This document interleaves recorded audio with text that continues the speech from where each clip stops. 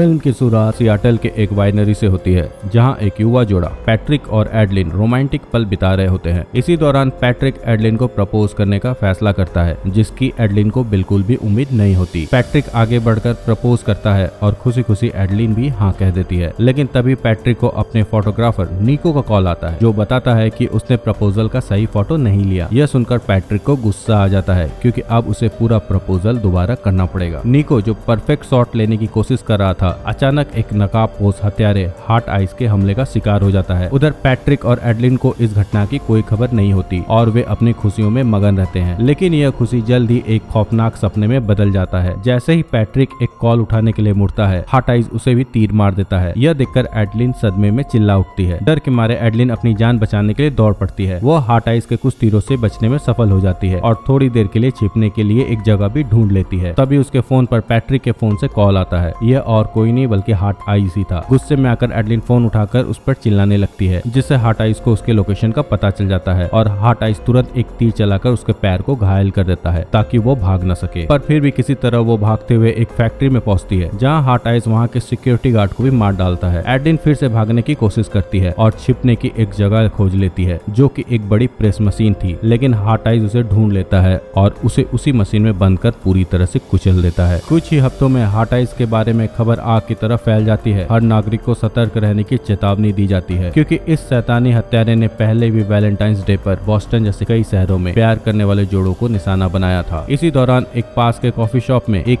Add designer Eli अपने सहकर्मी और सबसे अच्छी दोस्त मोनिका के साथ कॉफी के मजे ले रही होती है। जैसे ही वो ऑर्डर लेकर जाने लगते हैं, एली की मुलाकात एक आकर्षक और रहस्यमय शख्स जे से होती है। दोनों के बीच संजोग से एक ही कॉफी ऑर्डर करने को लेकर हल्की बातचीत होती है। लेकिन माहौल तब अजीब हो जाता है जब गलती से उनके सर आपस में टकरा जाते हैं, और यह सिलसिला तब और मजेदार बन जाता है जब एली गलती से जे की नाक पर चोट लगा देती है और जिससे जे की नाक से खून निकलने लगता है। शर्मिंदगी से भरकर एली जल्दबाजी में वहाँ से ऑफिस के लिए निकल जाती है। वापस एली और मोनिका की बात करें तो उसकी बॉस क्रिस्टल केन जल्द ही एली को बुलाकर उसकी परफ्यूम एड की पिच पर सवाल उठाती है। यह एड रोमियो और जूलियट जैसे दुखद प्रेमी जोड़े को दिखाता था, जो इस समय के हिसाब से बेहद अजीब लगता है, खास करके तब जब हार्ट आइज जैसे खतरनाक हत्यारे प्रेमी जोड़ों की हत्या करने के लिए घूम रहा था। पर दुर्भाग्य से यह एड सोशल मीडिया पर खूब वायरल हो जाता है और लोग इसे बेहद खराब और बुरा मानने लगते हैं। हालांकि कहानी में ट्विस्ट तब आता है जब क्रिस्टल इस समस्या को हल करने के लिए कंपनी के एक नए सदस्य जे को लेकर आती है। दूसरी तरफ डिटेक्टिव जीक हॉक्स और जेनिन सॉ वाइनरी पहुंचते हैं, जहां एडलिन और पैट्रिक की हत्या हुई थी। उन्हें वहां एक शादी की अंगूठी और वही प्रेस मशीन मिलती है, जिसमें हार्ट आइज ने एडलिन को कुचलकर मार दिया था। सॉ को लगता है कि यह सिर्फ एक आत्महत्या नहीं है, बल्कि हार्ट आइज अपने पीड़ितों को मारने के लिए किसी बीमार मानसिक खेल की तरह अपनी सनक को पूरा कर रहा है। इधर एली अपने बॉस क्रिस्टल से नाराज होती है कि उसने उसे पूरी टीम के सामने शर्मिंदा किया। लेकिन इस बहस के बाद एली अपने मन को शांत करने के लिए अकेले समय बिताने की कोशिश करती है। हालांकि तभी जे आ जाता है और उसे डिनर पर चलने का न्योता देता है, यह साफ करते हुए कि यह सिर्फ एक ऑफिस का काम है। थोड़ी हिचकिचाहट के बाद एली मान जाती है। इसके बाद मोनिका और एली आपस में बात कर रहे होते हैं, जहाँ एली मोनिका को बताती है कि जल्द ही उसकी मुलाकात जे से होने वाली है, जिससे मोनिका उसे और भी अच्छे कपड़े पहनने के लिए कहती है। शाम को एली रेस्तरां में जे से मिलने जाती है, जहां पहुंचने पर सिक्योरिटी गार्ड उसे किसी भी तरह के हथियार को अपने साथ ना रखने के लिए स्कैन करता है। पर यहाँ एली के पास एक स्टील की स्ट्रॉ होती है और वो यह बताती है कि अगर हार्ट आइज कहीं से भी आ जाए तो उन्हें पहले से तैयार रहना होगा। कुछ समय बाद जे और एली बातचीत करने लगते हैं। जे सच्चे प्यार में विश्वास करता है और सही इंसान से मिलने की उम्मीद करता है, जबकि एली अपने पिछले रिश्ते के कड़वे अनुभव से परेशान है। वो अपने एक्स को उसकी नई गर्लफ्रेंड के साथ बार बार सोशल मीडिया पे देखकर कड़वी और सनकी हो गई है। उनकी बातचीत इतनी अजीब हो जाती है कि पूरी शाम का माहौल ही बिगड़ जाता है और जे गुस्से में वहाँ से चला जाता है। एली को अपनी गलती का एहसास होता है और वो जे के पीछे भागकर माफी मांगती है। लेकिन इसी दौरान वो अचानक जे को पकड़कर चूम लेती है, क्योंकि उसने अपने एक्स कॉलिन और उसकी नई गर्लफ्रेंड सेना को रेस्टोरेंट में आते देख लिया था। वो दिखावा करती है कि वो और जे एक रिश्ते में है, जिससे कॉलिन और सेना को लगे कि वो भी अब आगे बढ़ चुकी है। कॉलिन और सेना बातों बातों में बताते हैं कि वो असल में पैट्रिक और एडलिन के साथ डबल डेट पर जाने वाले थे, पर अचानक ही पैट्रिक और एडलिन की मौत हो गई। लेकिन इन सभी को इस बात की कोई जानकारी नहीं होती कि हार्ट आइज दूर से उन पर नजर रख रहा था। बाद में कॉलिन और सियाना अपनी कार में बैठकर घर के लिए निकल पड़ते हैं। वहीं लंबी ड्राइव के बाद ड्राइवर एली के अपार्टमेंट में कार रोकता है, लेकिन एली को ऐसा एहसास होता है कि उसकी चाबियां कहीं खो गई है। इधर जे भी एली को दरवाजे तक छोड़ने के लिए जाता है, पर तभी उसे पता चलता है कि एली की चाबियां खो चुकी है, इसलिए वो मदद के लिए उसकी कांच की खिड़की तोड़ता है। पर इस प्रक्रिया में जे के हाथ में गहरा कट लग जाता है। है। एली जे को अपने अपार्टमेंट के अंदर ले जाती है ताकि उसके घायल हाथ का इलाज कर सके। जब वो उसकी चोट पर मरहम पट्टी कर रही होती है तब दोनों बातचीत करने लगते हैं, जिसमें एली की पढ़ाई छोड़ने की बात भी निकल आती है। लेकिन तभी एली अपने कुछ निजी सामान को अलमारी में रखने जाती है और जैसे ही अलमारी खोलती है उसे वहाँ हाटाइस छुपा हुआ मिलता है। हाटाइस अचानक अलमारी से निकलकर एली पर हमला करने की कोशिश करता है, लेकिन जे बहादुरी से उसे रोकने के लिए आगे बढ़ता है। हत्यारा लगभग जे पर चाकू से वार कर ही देता है, लेकिन तभी एली एक लैंप उठाकर उसके सर पर दे मारती है। दोनों तुरंत वहाँ से भागकर दरवाजा बंद कर देते हैं, लेकिन हाटाइस इतनी आसानी से हार मानने वाला नहीं था। वो चाकू से दरवाजे को भेदने की कोशिश करता है और फिर बाहर खड़े ड्राइवर को भी बेरहमी से मार डालता है। एली को एहसास होता है कि हाटाइस केवल कपल्स को निशाना बनाता है, इसलिए वो उसे ये समझाने की कोशिश करती है कि वो और जे एक दूसरे को ठीक से जानते भी नहीं है और वे कपल नहीं है। लेकिन यह बात हाटाइस को बिल्कुल पसंद नहीं आती। एली और जे तेजी से पार्क की ओर भागने लगते हैं, लेकिन हाटाइस जल्द ही उन पर हमला कर देता है, जिससे कि जे बेहोश हो जाता है। एली किसी तरह जान बचाकर वहाँ से भागती है और एक कैरोसेल की ओर दौड़ने लगती है, लेकिन हत्यारा उसे पकड़ लेता है। फिर भी एली किसी तरह उसे लात मारकर गिरा देती है और मौका पाकर वहाँ से भागने में कामयाब हो जाती है। तभी पुलिस मौके पर पहुंचती है और डिटेक्टिव हॉब्स घोषणा करता है कि हाटाइस को पकड़ लिया गया है। एली जे को पुलिस की कार में पाती है। दरअसल में डिटेक्टिव हॉब्स और शॉ गलती से जे को ही हाटाइस समझ लेते हैं, क्योंकि उनके पास कुछ ऐसे सबूत मिलते हैं जो उसे हत्यारे से जोड़ते हैं, लेकिन एली इस पर विश्वास नहीं करती। पुलिस स्टेशन में डिटेक्टिव जे से कई जोड़ों की हत्या के बारे में पूछताछ करने लगते हैं, जिससे जे को गुस्सा आने लगता है। वहीं एली की मुलाकात डेविड नाम के एक IT एक्सपर्ट से होती है, जो उसे बम्बल डेटिंग ऐप पर पहचान लेता है। वो एली से बात करने और इम्प्रेस करने की कोशिश करता है, लेकिन एली उसे बताती है कि यह सही समय नहीं है, क्योंकि वो एक सीरियल किलर से बचने की कोशिश कर रही है। डेविड जाते जाते उसे बधाई देता है कि अब उसे डरने की जरूरत नहीं, क्योंकि हाटाइस तो अब पकड़ा जा चुका है। इसके बाद एली स्टेशन के एक कलर को ढूंढने की कोशिश करती है, लेकिन उसे कोई नहीं मिलता। जल्दी में वो एक अमेरिकी झंडे वाला पोल उठाकर खुद को बचाने के लिए हथियार बना लेती है। तभी शॉ और स्टेशन क्लर्क वहाँ पहुँचते हैं और क्लर्क वो झंडा एली से ले लेती है। शॉ एली से बातचीत करने ही वाली होती है कि अचानक स्टेशन की सारी बत्तियां बंद हो जाती है। शॉ मामले की जांच करने के लिए आगे बढ़ती है। इसी दौरान पास ही मौजूद क्लर्क फेन को हाटाइस उसी झंडे वाले पोल से बेरहमी से मार डालता है, जो पहले एली के हाथ में था। एली ये देखकर घबराकर भागने लगती है। जल्द ही पता चलता है कि हाटाइस को अंधेरे में भी देखने की क्षमता है। डिटेक्टिव पूरी ताकत से हाटाइस को रोकने की कोशिश करते हैं, लेकिन शॉ बुरी तरह से घायल हो जाती है और हॉब्स पर हाटाइस एक मैचाते से हमला कर देता है, जिससे उसकी दर्दनाक मौत हो जाती है। इसके बाद हाटाइस जे पर हमला करने ही वाला था, लेकिन सौभाग्य से एली सही समय पर वहां पहुंच जाती है और जे को उसकी जंजीरों से आजाद कर देती है। जैसे ही वो बाहर निकलते हैं, एक तेज रफ्तार गाड़ी एली को कुचलने की कोशिश करती है, जिससे जे उसे बचा लेता है। इसके बाद दोनों वहां से भागने लगते हैं, जबकि हाटाइस उनका पीछा करते हुए एक पार्क में पहुंच जाता है, जहां कई खुशहाल जोड़े मौजूद होते हैं। भागते हुए हाटाइस एक युवक को बेरहमी से मार डालता है और फिर जे और एली की तलाश में आगे बढ़ता है। दोनों छुपने के लिए एक वैन में घुस जाते हैं, जिसमें पहले से ही एक अजीबोगरीब जोड़ा था। यह जोड़ा अपने ही ख्यालों में डूबा होता है। तब एली और जे अपनी बातचीत में खो जाते हैं। एली अपने माता पिता की खुशहाल शादी के बारे में बताती है, जो उसके पिता की मृत्यु के बाद पूरी तरह से बिखर गई। साथ ही वो जे से माफी भी मांगती है कि उसने पहले उसे अकेला छोड़ दिया था। लेकिन इसी बीच वैन में बैठा वो जोड़ा अचानक से जोर जोर से हंसने और बोलने लगते हैं, जिससे हाटाइस का ध्यान उनकी ओर चला जाता है। हाटाइस बिना देरी किए एक लोहे की छड़ को उनके जबड़ों में घुसेड़कर मार डालता है। यह देखकर एली और जे तुरंत वहाँ से भाग निकलते हैं। अब हाटाइस पूरी तरह से एग्रेसिव हो चुका था और पार्क में मौजूद बाकी सभी लोगों को बेरहमी से मारने लगता है, जिससे हर कोई अपनी जान बचाने के लिए इधर उधर भागने लगता है। एली और जे समझ जाते हैं कि हाटाइस उनका पीछा करता रहेगा जब तक वो उन्हें खत्म नहीं कर देता, इसलिए वो फैसला करते हैं कि अब उसे यहीं खत्म करना होगा। इसलिए जे और एली हाटाइस से भिड़ जाते हैं। एक जबरदस्त लड़ाई शुरू हो जाती है। एली उसे प्रोपेन टैंक से सिर पर मारती है, लेकिन वो तुरंत पलटकर एली का गला पकड़ लेता है। तभी जे एक मचाते उठाकर उसे घोंप देता है, जिसे देखकर एली को उल्टियां होने लगती है, पर आखिरकार हाटाइस मारा जा चुका होता है। इसके बाद जे हाटाइस का मास्क उतारता है, पर वो कोई बड़ा अपराधी नहीं बल्कि एक अजनबी व्यक्ति निकलता है। कुछ ही देर में मेडिकल टीम वहाँ पहुँचती है और एली तथा जे का इलाज करती है। जे एली को अपना नंबर देकर कहता है कि अगर वो कभी बात करना चाहे तो कॉल कर सकती है। फिर डिटेक्टिव शॉ जे को एयरपोर्ट छोड़ने जाती है, क्योंकि जे को अपने दोस्त की शादी में जाना होता है। बाद में एली घर लौटती है और मोनिका को कॉल करके बताती है कि उसे जे के साथ अपना रिश्ता बिगाड़ने का पछतावा हो रहा है, क्योंकि अब वो वास्तव में उससे लगाव महसूस करने लगी है। इस पर मोनिका उसे हिम्मत देती है कि उसे जल्द से जल्द एयरपोर्ट जाकर अपनी भावनाओं को जे को बताना चाहिए, इससे पहले कि बहुत देर हो जाए। एली तुरंत एयरपोर्ट के लिए निकल पड़ती है और वहाँ पहुंचकर जे को जोर से पुकारती है, लेकिन उसे कहीं भी जे दिखाई नहीं देता। तभी उसे एक अनजान नंबर से फोन आता है। कॉल उठाने पर दूसरी ओर से उसे हाटाइस की आवाज आती है,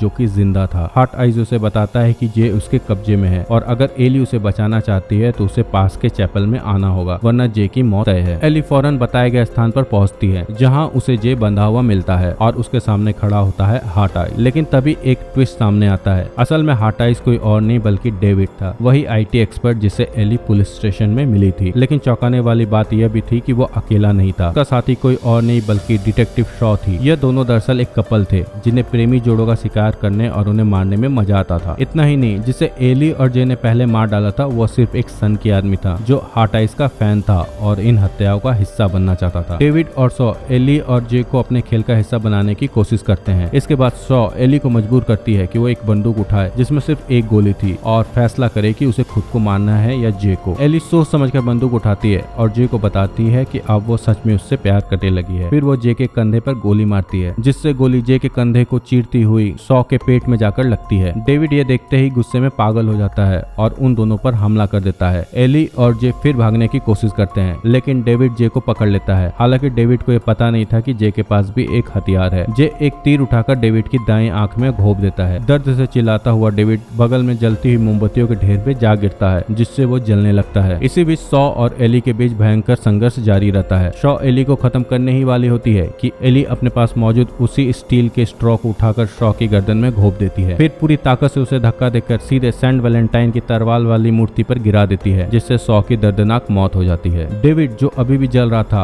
अंतिम हमले की कोशिश करता है लेकिन जे एक और तीर चलाकर सीधा उसके सर पर मारता है जिससे उसकी कहानी हमेशा के लिए खत्म हो जाती है। अब कहानी एक साल आगे बढ़ती है। अब एली और जे एक सफल जोड़ी बन चुके हैं। उन्होंने अपनी कंपनी के लिए सबसे सफल मार्केटिंग कैंपेन तैयार किया है और वे एक खुशहाल कपल बन गए हैं। वे उसी ड्राइव इन थिएटर में वापस जाते हैं जहां उन्होंने पहली बार हॉट आइज से लड़ाई लड़ी थी। बातों बातों में जे एली से पूछता है कि क्या वो उसके साथ रहने के लिए तैयार है। एली मुस्कुराते हुए एक अंगूठी निकालती है और जे को शादी के लिए प्रपोज कर देती है और जे खुशी खुशी यह प्रस्ताव स्वीकार कर लेता है। और यह कहानी एक रोमांचक और खतरनाक सफर से गुजरते हुए आखिरकार एक रोमांटिक मोड़ पर आकर खत्म हो जाती है। ऐसे ही और रोमांचक मूवी एक्सप्लेनेशन वीडियो देखने के लिए हमारे चैनल को सब्सक्राइब करना ना भूलें। मिलेंगे अगले वीडियो में।